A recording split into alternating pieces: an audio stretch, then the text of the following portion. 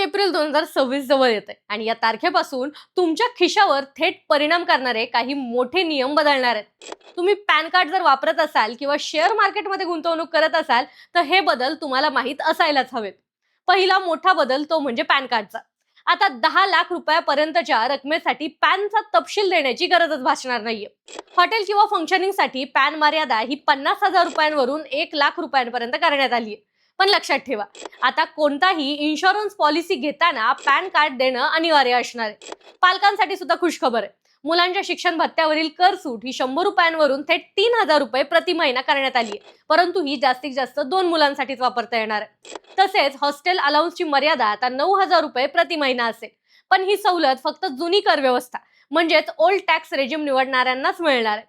इन्व्हेस्टर्ससाठी सुद्धा नियम बदलले. शेअर बाय बॅक मधील उत्पन्न आता लाभांश हे न मानता भांडवली नफा म्हणजेच कॅपिटल गेन्स म्हणून गणलं जाणार आहे. दुसरीकडे MSCAT कडून मिळणाऱ्या नुकसान भरपाईवरील व्याज आता पूर्णपणे कर्जमुक्त असणार आहे.